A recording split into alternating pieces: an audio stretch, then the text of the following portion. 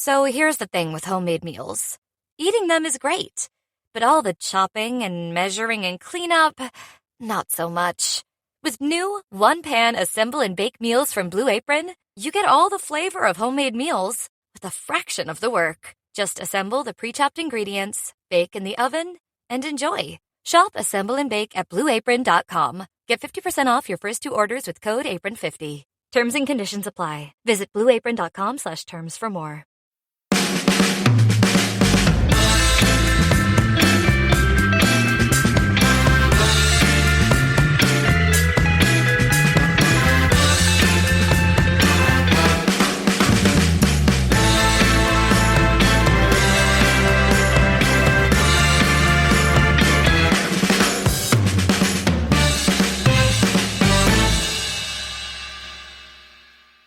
We are recording, 3 hours after the game finished. How are you feeling about the derby? Pretty f***ing good.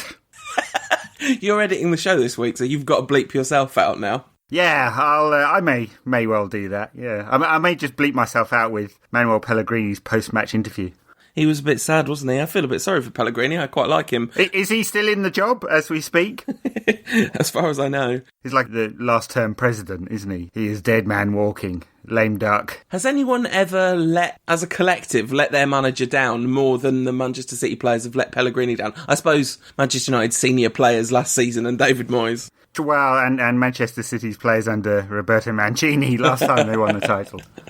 Let's just get in the digs against City now. I mean, it's good, isn't it? Because they've beaten us 4 times in a row, so you've got to take it where it comes, and that was a proper smashing today. I'm pretty giddy about that performance, really. Well, to be fair, you'd be giddy against about a 1-0 away at Torquay United. So levels of giddiness are probably, Willy Wonka Chocolate Factory giddy. It's my birthday tomorrow as well, so I've had quite a lot of chocolate today.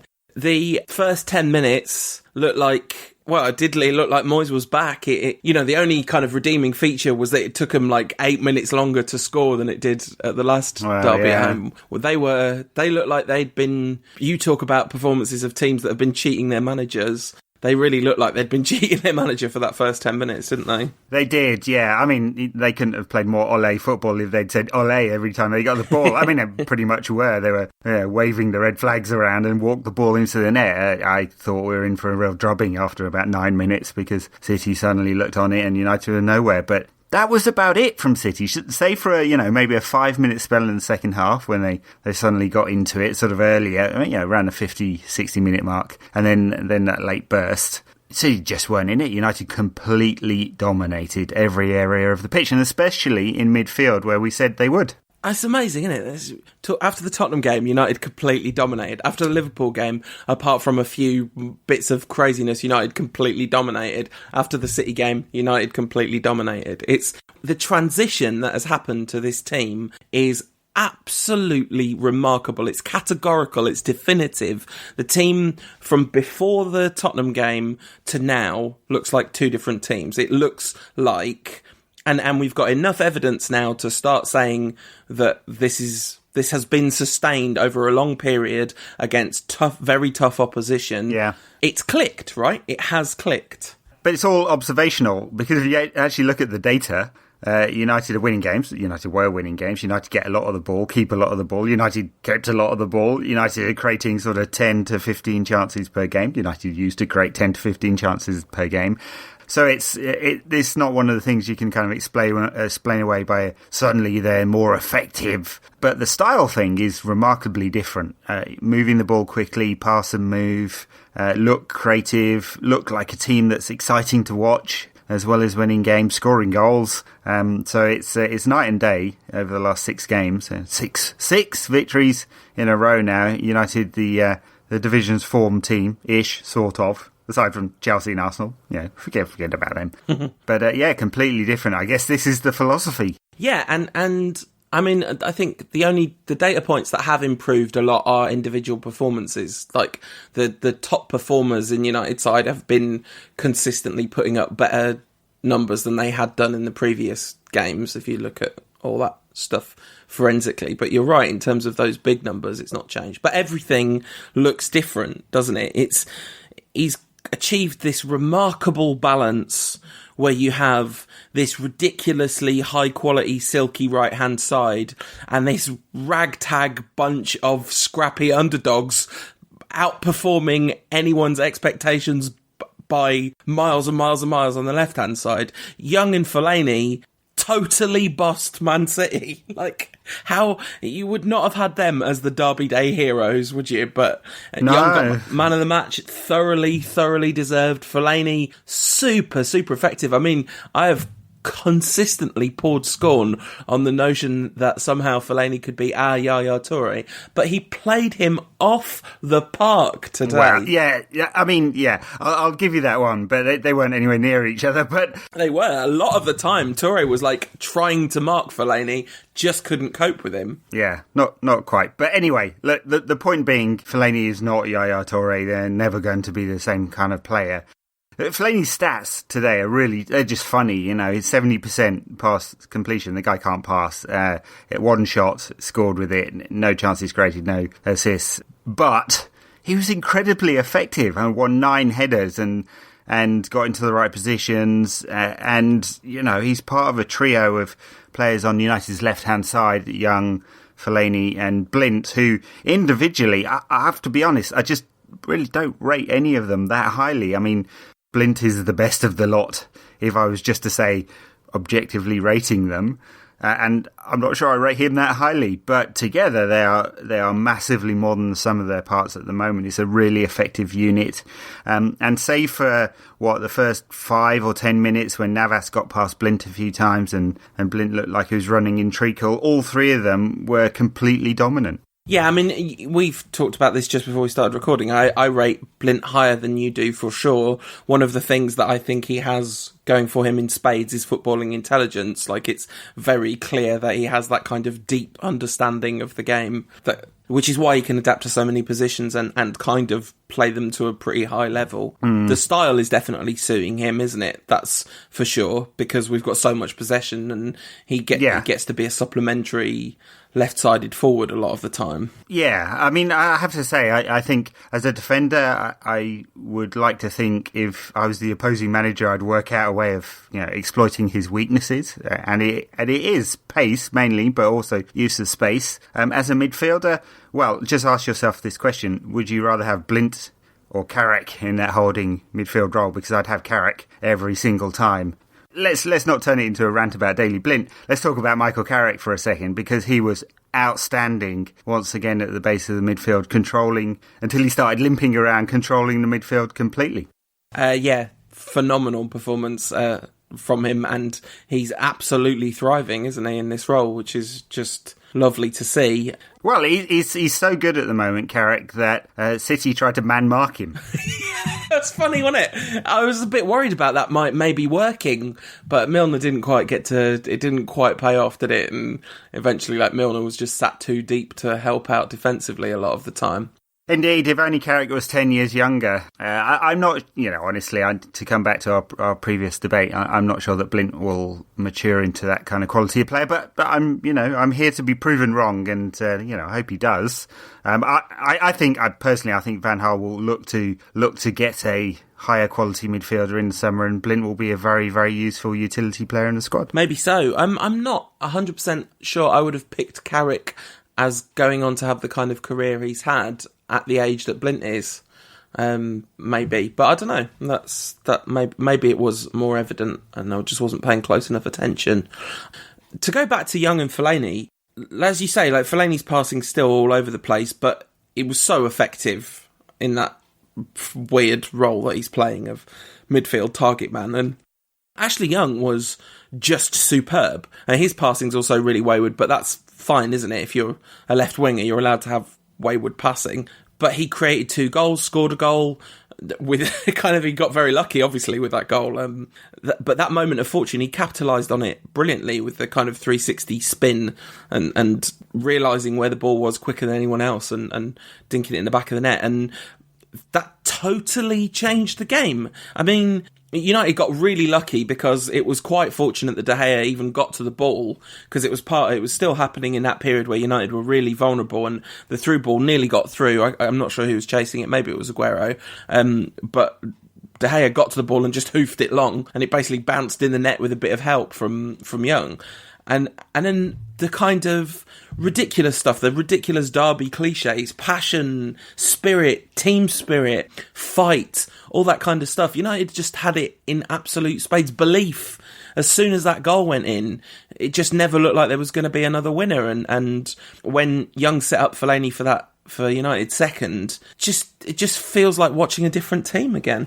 Yeah, I'm not sure that we need to resort to the cliches, really, of sort of belief and passion and fighting spirit and all that kind of stuff. I think it was just an excellent performance, and that's enough for me. But yeah, of course, they seem to believe in themselves now. There's loads more confidence. The ball zips around the pitch much quicker. Everyone seems comfortable in the formation in a way that people didn't feel comfortable in the formation when United were playing a different formation every week, and they're not now, right? 6 games in a row playing this formation, 6 victories, or thereabouts the same formation, and it's completely different team. And I think we can especially say the last 4 games, because Sunderland and Newcastle, there were some few promising signs in that time, but that wasn't what's happening now since the Tottenham game. Yeah, that's the turning point, isn't it? It is, yeah. And I mean, United they're still a pragmatic side in a sense that they play to the opposition, and this is Van Gaal's game management. He's a brilliant tactician in game, and today United found the weaknesses in City's formation. Played a lot of long balls today up to Fellaini, and he won them all, of course. Worked out that was a weakness of City, especially sort of Company and Demichelis being a terrible defender and Company being in very poor form at the moment, and then targeted the full-backs who are not the best in the air, either of them. Zabaleta's a fine player, but he's never going to beat Fellaini, is he? It's a complete mismatch. And so United play a lot of long balls down the channels, actually both channels today. But it worked. Van Gaal outfoxed Pellegrini. United played much better. The kind of performance that we were hoping from United that we've seen in the last few games, we got. And City, after that brief 10-minute spell, resorted to citying it up as they have been over the last sort of 6 or 8 games. You said there's no need to resort to the cliches about passion and team spirit and all that stuff, and I know what you're saying, but actually the truth is there's a reason those things become cliches, and partly it's because it's convenient copy, but also there is some truth to the importance of intangibles in football, and the truth is this is a team who intangibly are enormously stronger than they have been in the past. That I think if City had been on top for another 20 minutes, they might not have been able to overcome that from a mental strength perspective, although they did right back earlier in the season when Robin van Persie got that really late equaliser against Chelsea after Chelsea had kind of really dominated a lot of that game. But I think there was a show of collective will on top of just some excellent football. Talking of excellent football, Juan Mata's goal was, unsurprisingly for me, a particular joy. Gary Lineker tweeted, very clever finish from Mata, know your keepers. And he just exploited Hart's kind of tendencies beautifully with that. Because there's not a lot of United players that you would have backed to find that finish in the same way that Mata did, I don't think. The typical finish from the sort of inside left channel would be to go hard and low across the keeper and take him much earlier than Mata did. And you certainly in that split second think that he'd blown his opportunity by taking it so close to the keeper. But of course, Hart, who spreads his legs frequently, and Mata put it between them. Yes, he did indeed. Lovely to see Chris Smalling getting a goal. Just great. Mangala's positioning. Oh, that was that's really properly schoolboy stuff in a very literal sense of if you ever want to teach defenders how to behave at set pieces. It's inexplicable decision making. So just in case you have not seen replays and stuff of this, Mangala is the furthest defender away in the line. He's he's the last man in the line. He's the one that's supposed to kind of be setting the positioning. And just before the free kick's taken, he just takes 4 steps forward, plays the entire United line onside when there was no pressure on him whatsoever to do that. And Chris Smalling gets to completely unmarked knock the ball in the back of the net. Yeah, United who rejected an opportunity to sign Mangala in the summer because they felt he was overpriced. doubts being proven right there. Yeah, absolutely. Herrera had a quieter game. This was all about the left-hand side rather than the right-hand side that's dominated the last... But very effective, Herrera, today. Yeah, quieter. I mean, obviously he didn't score 2 goals, but very, very neat with Mata, Mata was excellent again, as well as the goal. He was very penetrative in his passing. Although, I have to say that Antonio Valencia behind him didn't help much by just launching the ball into the channel all the time. Not exactly Mata's strength to chase balls into space. No, it's not. But Tony Valencia, is he good? Is Antonio Valencia a good right back? No. Oh, okay. I'm just concerned I might be wrong about this. Yeah. No, that may have deceived you. And he did all right today. He was pretty strong and actually one brilliant piece of covering. Although, brilliant piece of covering or terrible piece of positioning, because he played, was it Navas? He played onside when he was like 5 yards deeper than the rest of the United defence, but then covered brilliantly. So no, he's a terrible defender because he doesn't know how to play the position, but he's quick and he's strong and he's hard-working and he does... Sounds ridiculous. He's a winger playing at right back. He does try to contribute to the attack. There's some sort of perfect symmetry, though, synergy rather, of playing him with Mata and Herrera, because if there's any combination of players where you want one of them to just kind of give up and knock it simply to one of the others, that's like fine. It's always an upgrade when Valencia gives the ball to Mata or Herrera, so that kind of works out pretty okay for him. They can cover for his creative weaknesses somewhat. The centre-backs did a decent job all game, I thought, after the first few minutes. Phil Jones still looks terrifying whenever he does it. You know, there's always that sense of something bad about to happen, but generally the whole back four did okay, I thought. Yeah, it's a little surprise to me. It wasn't a surprise that Smalling came back into the side because he has been excellent. We had that debate last week about who we think was United's second best player of the season. I still think it's Carrick, but Smalling wouldn't be far away. And again, very good today. But I was a little surprised that Jones was retained. So I thought Marcos Rocco, who had a very, very good game last week, might get the nod, but he didn't. He came on later in the game, of course. It's interesting, if you look at the data, Phil Jones's numbers are really good this season. Like defenders, it's kind of weird, but because I think that's less statistically well analysed, isn't it, than forward play. We've talked about this a lot, but he puts up heck of numbers when it comes to tackles and interceptions and clearances and all that. Yeah, that's because he throws himself at them all the time.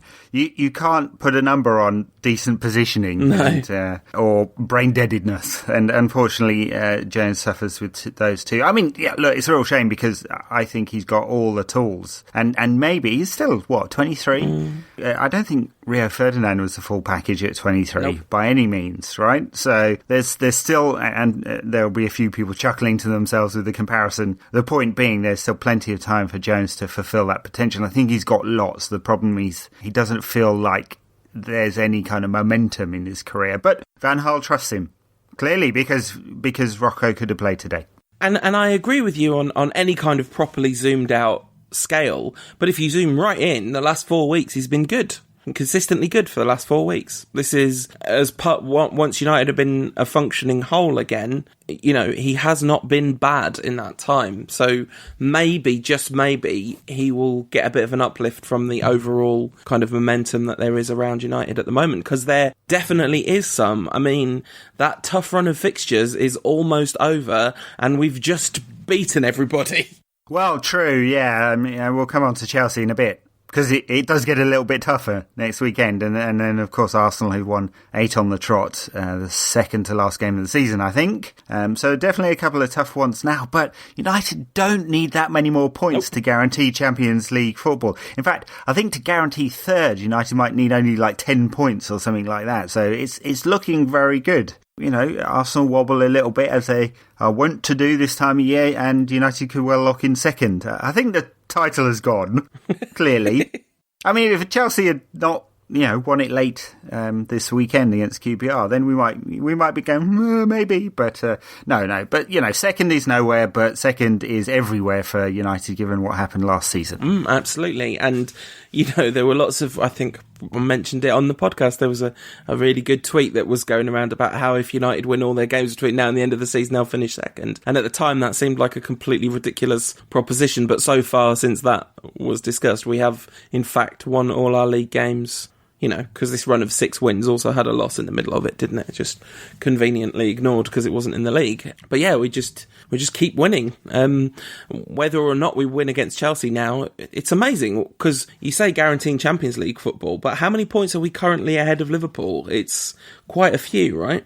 Yes, and there's something like a 30-point swing from this time last year to this time this year. That made no sense at all, but something like 30 points from Liverpool to United. So yeah, plenty of points ahead of Liverpool now. So I think it's 12. Yeah, and so yeah, Liverpool are not going to catch United, and Southampton are probably not going to catch United either. And so I think 4th place is definitely locked in by now. It would take something catastrophic, and obviously United are in great form, so that doesn't seem likely. But 3rd place makes a big difference, as we discussed last week. It does, and that's why today was so incredibly important, because we'd lost 4 derbies on the bounce. I don't know how many derbies we've lost at Old Trafford on the bounce, but it feels like a lot. And the one game we did beat them, we needed that last minute winner. We haven't battered City for a really long time, so it was absolutely huge just from that perspective. And this is the Van Gaal versus Moyes comparison can very quickly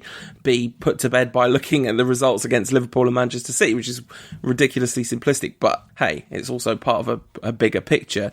The other thing that's so important about today, though, is just those points. Like, took those points off City, got them ourselves ever closer to that 3rd place and guaranteed Champions League football next season, because the playoff is not easy. It's not a guaranteed place, is it? No, could get 4th in the Spanish League or something like that. Final point on Moyes versus Van Gaal. And of course, it is ridiculous to compare seasons because so much changes, but there were all those tweets going around earlier in the season comparing Moyes' record to Van Gaal's record, and Moyes had more points than Van Gaal at some point. United got 65 points last season. That's how many points United now have. Yeah. So there's the improvement for you. Although it's all come in the last 6 games, right? And if United had a patchy record over those 6 games, as had been the case sort of in the autumn or something like that, then we'd be talking very differently. But it's all clicked. United are playing great football, and it's finally a joy to watch. Absolutely, and it's the Van Gaal click, right? This is far from the first time this has happened to a Van Gaal side. In fact, this took an uncharacteristically long time to happen, and I think there's lots of reasons why that might be the case, and I think probably the biggest one of them is he spent simply too long trying to accommodate all his best players at the expense of the team, which is a sort of fairly un-Van Gaal thing to do. But that's clearly what he was trying to do for a long time. Van Persie's injury, Falcao's complete collapse of form, and Di Maria's suspension were a perfect storm. Yes, who'd have thunk it, hey? That's £130 million worth of talent right there. Not in the team, and United are better for it. Absolutely. And of all of them, you kind of only really think that Di Maria is going to be around, well, maybe not around, but would improve this team next season. Although, would United have been any worse today with Robin Van Persie up front instead of Wayne Rooney? Aha, well, after all the positivity, half an hour of positivity, we've got to bash someone, come on. United's worst player by some distance, Rooney. There's a caveat here. It was a great team performance, so I don't feel like inclined to bash Rooney too much. Wow, are you feeling all right, Ed? That is how much the derby affects you. Yeah. Wolf. God, can we re-record that one? I feel very inclined to, but no. I mean, he was completely ineffective. But I just don't think Rooney's had that good a season. But then again, I can't remember the last time I did think Rooney had a good season. So either I am completely biased, or he just doesn't have that great a season and puts up some numbers, and his numbers aren't that great either this year. I mean, it's 3. He had 3 good games in a row when he first went up front, and now he's had 3 bad games in a row, interspersed with an absolutely world-class goal in the middle of it. Almost literally exactly in the middle of the 3-game spell. Terrible against Liverpool, pretty dire against Villa, apart from the one massive, vital, crucial caveat that he scored a completely Pele-esque goal. And then really terrible again today against City, but it didn't matter, and United as a whole were superb, and we brushed aside City like they weren't there. We may have aspired to their level this time last season, but we've left them aspiring to our level this season, which is a very nice change of pace, I'm sure you'll agree. And talking of you guys and agreeing, or more likely not agreeing, we've got some Rantcast questions. Are you up for some of them, Ed? No, because they're all terrible. Go ahead, go on. What have we got this week? All right, at Caddy says, is Ashley Young the greatest player ever, or is it Ander Herrera? This is a very good question. I think only the next few years will tell. At Nasha_Hassan says, which English city or town should we rename after Ashley Young and why? Yeah. Stevenage, right? That's where he's from. Yeah, completely nondescript. Yeah, something suitably nondescript. Well, maybe, I don't know, Liverpool. Oh, what about... I feel like we should find a town that is consistently punching above its expected weight economically. I don't have the data to hand, but we could find one, I'm sure. One that really overperforms expectation based on its population or whatever. Yeah, okay, Rantcast listeners, tell us. Vote now. For what you want to be named as Youngie Town. You could call it Youngton if you want it to sound like a proper town, but I think Youngie Town is more appropriate. Youngton. Youngville. Youngingham. Asheville. I'm sure there probably is an Asheville, to be fair. Yeah, it might be, but it totally works. At Dave Webb 101 says, could we win the league next year with no additions to the squad? That's a very interesting question. I'm pretty sure I know what you're going to say, Ed. I think probably not. I mean, United are going to have the extra burden in the Champions League, at least 6 games. I hope we're not as dire in the various cups next season, so there's going to be quite a heavy burden compared to this season. Of course, we had a massive injury problem in the autumn, didn't we? Kind of forget that now, but the squad was definitely stretched. No, I think we need some quality additions. I'd be really surprised to see United. So you take this form, you play it forward, then you go, yes, of course, United can make a title challenge, but I don't think United will win the title with this squad. But there aren't that many additions needed. I mean, I think we spoke about many of them last week. A right back's really important. I would bring in an experienced centre-back, although right now, Smalling, Jones and Rojo looks like a very good trio, doesn't it? Normally, Smalling and Jones can't be relied on to stay fit. And then some muscle in midfield, and a winger wouldn't be bad, but it's working for United right now. But it might not work quite quickly if Ashley Young reverted to old, or we had an injury or two. I mean, on Young, we've talked about it somewhat jokingly a lot, but his form has also been extremely consistent all season, to the extent that I'm more inclined to put this down to coaching than some sort of freak of form. Because it's been happening for a long time in a few different positions in a number of different ways. And I'm not talking about him being the best left-sided attacking player in the world, which you could potentially see, say, Di Maria as being on his day. But there is a level of consistency of performance that means I can't see Van Gaal looking back on this season thinking, if I've got limited budgeting resources, I'm going to invest them in an upgrade on Ashley Young. No, but there's no one on the right-hand side that's equivalent. Nope. So, I mean, typically in a Dutch 4-3-3, they'd want some pace out on the right-hand side, or he would. And United can't play in that system. You're certainly not going to put Tony V out there, are you? I mean, his form as a winger over the last 5 years has been dreadful. 5 years. Maybe that's harsh. Yeah, there was that one season, wasn't there, when he won Player of the Year? Exactly. I mean, so you're hoping that Adnan Januzaj finally gets a look in. I mean, there's press reports this week that he's off. So who knows? That'd be such a shame. A player of his immense talent. So I think there is a bit of a gap there. Di Maria, and it kind of depends on whether he stays. It seems like he doesn't want to, from those in the know. And so United would presumably reinvest a very large fee in a similar kind of attacking player. But I think there's a gap there. It wouldn't be my priority. I'd fill in from the back. So I'd say right back, centre back, central midfield, and then right wing in that order. Yeah, absolutely. some Rantcast bashing coming up now. I find it funny, says at Salil Fatak, that most players that are hated on the Rantcast are doing well, and most players that were loved are not in the team. I take profound issue with, first of all, the hate part. I don't hate any of the United players. I find Fellaini particularly frustrating on his day. But first of all, Rooney, terrible, still. There you go. That's proof of nothing in particular. And secondly, players that are loved not in the team. Have you not seen, heard, read me talking about Juan Mata and Ander Herrera? The most beautiful thing that's happened to Manchester United in my lifetime, as far as I can work out. Come on. Come on. You can lose an argument by overemphasising. Yeah, you're right. Salah's talking nonsense. Yeah. Not for the first time, mate. At JDuke_ says, please spend some time on this week's pod telling us all how Young and Fellaini aren't United class.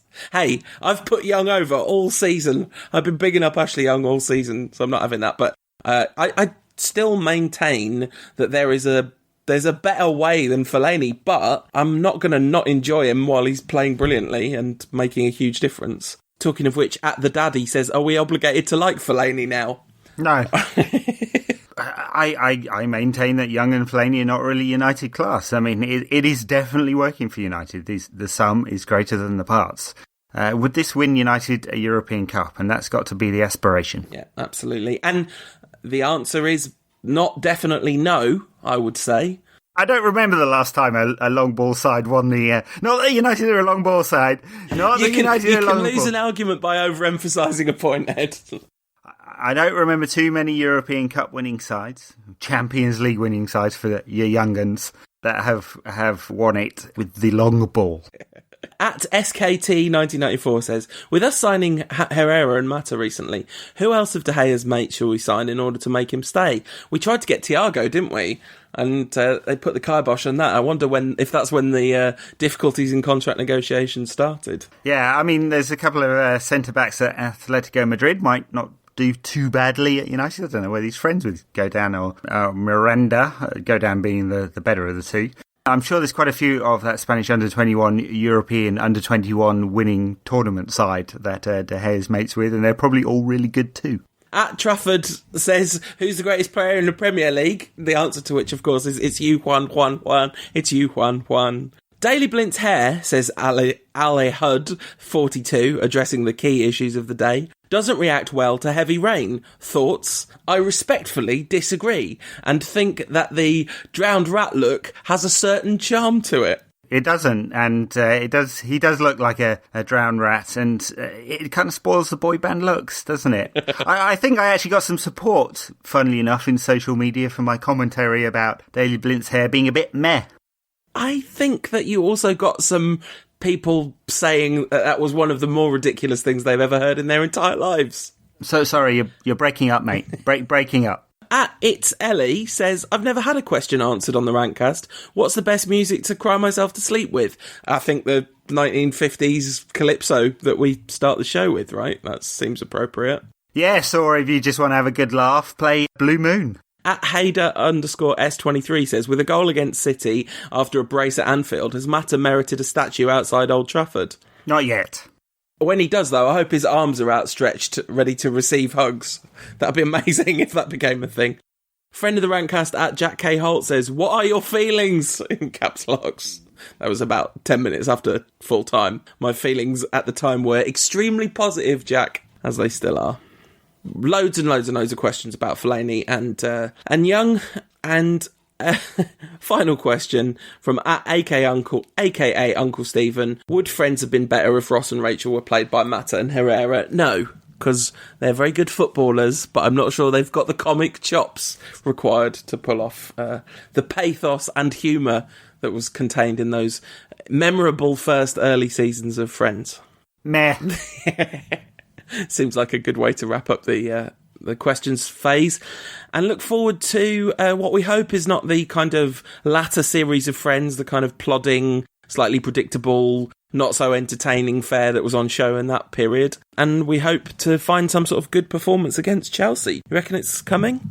Well, recent form suggests so, I suppose. Recent form being excellent from United. Problem is, Chelsea are also in pretty good form.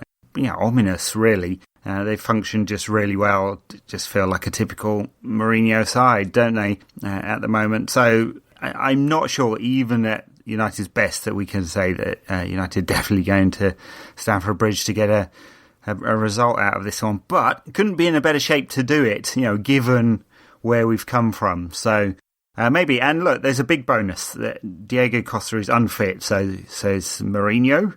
And that's a massive bonus for United because he's been extremely effective this season. Mind you, if Jose says it's pasta, you look under the sauce, right? If Diego Costa was seen walking around with, 2 broken legs in plaster, it might be a ruse. It might just be, although Mourinho probably doesn't need to pull elaborate ruses at this stage of the season because they're kind of sleepwalking to the title. You say they're in ominous form, and they're certainly in ominous form in terms of they're definitely going to win it because they don't drop very many points, but they're hardly in ominous form in terms of their performances on the pitch. Needed a late winner against QPR, needed a late winner against Stoke. We're absolutely gifted that one. So the last couple of games, they've hugely underperformed, and I suspect they're definitely going to need to step up their performance levels to beat us. I'm not saying they won't do that or they haven't got it in them, because I'm sure they do have, but if you took the Chelsea side of the last couple of games and the United side of the last couple of games, we'd definitely be favourites. Yes, but it's that sleepwalking thing. I mean, they haven't lost in like a couple of decades, have they? When's the last time they actually lost? I can't remember. They lost in the Cup to Bradford in January, and that definitely had the feeling of them not taking that very seriously. So I think they can go up a couple of gears, and I expect them to do so. I mean, it doesn't mean that United can't or won't get something out of this game, and could well go to Old Trafford, could well go to Stamford Bridge and win. Definitely possible the way United are playing. But this is the best team in the league. The league shows that. They're 7 points ahead, or whatever it is. They've been the best team in England this season.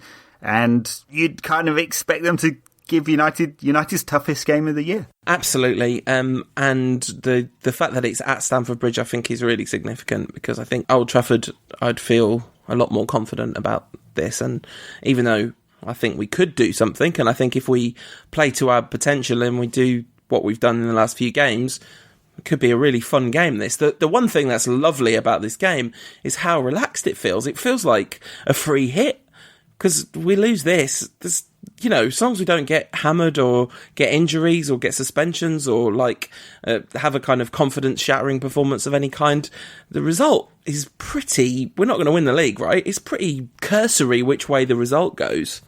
Yes. I mean, you're right. I think it probably doesn't affect United's final league position or performance, final league position, this result. It's one of those ones that in the old Big Sam methodology this is like a bronze game, isn't it? So it doesn't matter so much. But, I suppose it could be tight between third and fourth still, and a point would make a big difference. But it's also about that momentum thing, isn't it? If United lose at Stamford Bridge, that's another marker down, saying that United are some way behind, and United are some way behind. The league table says that, but it would, maybe think about this in positive terms. A victory or a solid performance at Stamford Bridge would mean an awful lot coming into the last few games of the season and the start of next season. Yeah, absolutely.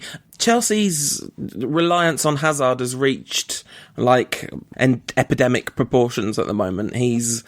Costa being out is obviously good news for us, but nothing like as good news as it would be if Hazard was out, because he's the one that sustained his form through the winter and through the kind of Fabregas and Costa drop-off. Oscar's been a total passenger all season, and it's interesting, can't help thinking that Mourinho made the wrong decision when he picked Oscar ahead of Mata.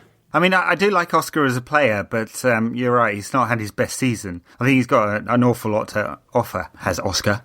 Fabregas, well, he's come back into some form in recent weeks, I think. He definitely had a kind of strange middle of the season, didn't he? He's putting up the numbers, but you kind of look at his performances and think, not sure that this is the Fabregas of old.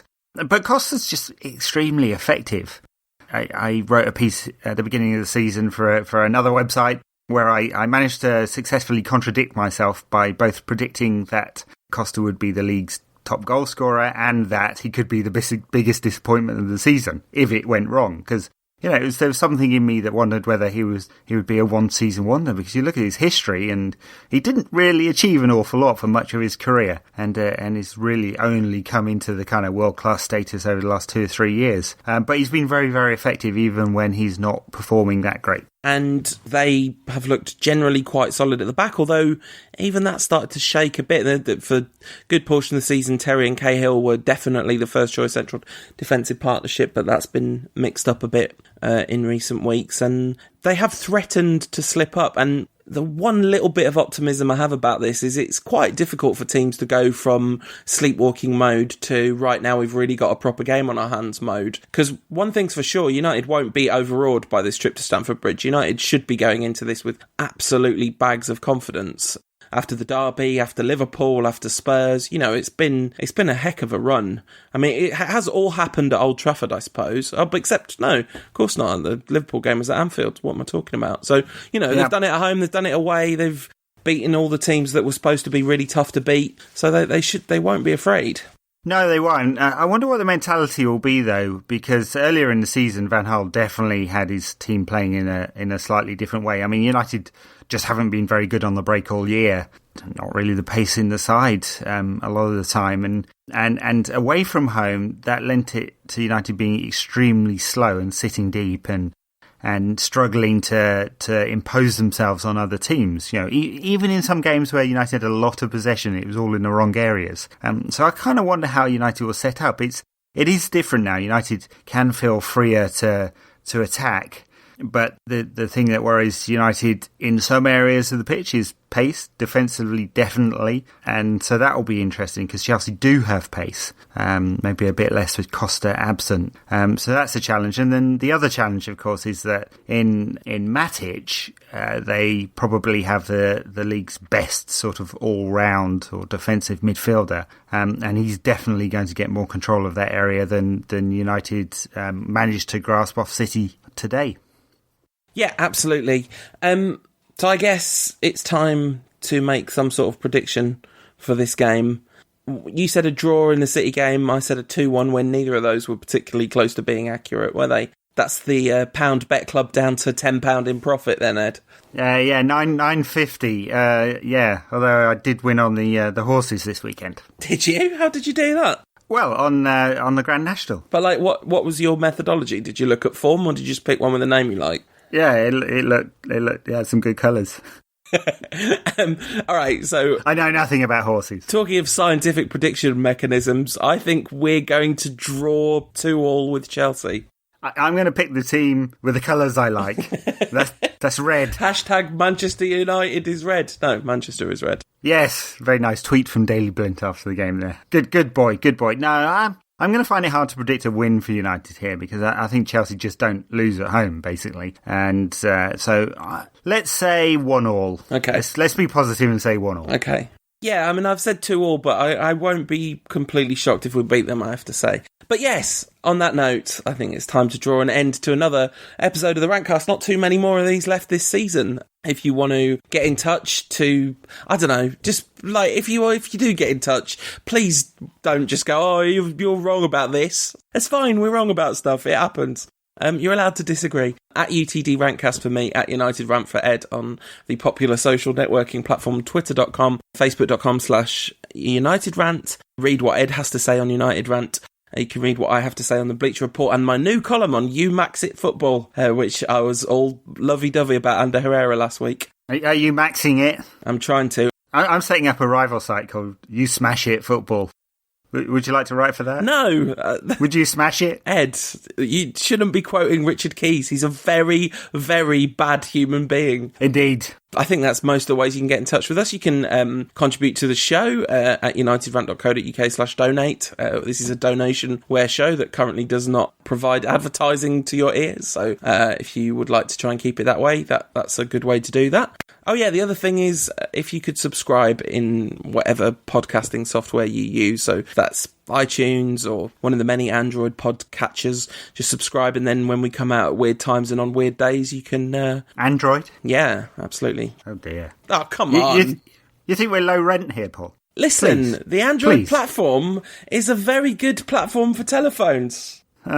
Anyway, yes, all of that. Do it. Hopefully you enjoyed this week's show. Hopefully it sounded better than last week when I forgot to turn my microphone on, which was rather dumb. Hashtag schoolboy errors. Talking of schoolboy errors, that was Mangala-esque. It really was, yeah. I have turned it on this week, peeps. You see, everything goes wrong when Tom, our producer, goes away for work/holiday reasons. It's not good. Come back, Tom. He might be back next week. You might get to listen to a proper sounding podcast again. Very good. Well, in the meantime, enjoy your week in whatever office you work in that has Manchester City fans. Take it easy, folks. See you next week. This podcast is part of the Sports Social Podcast Network.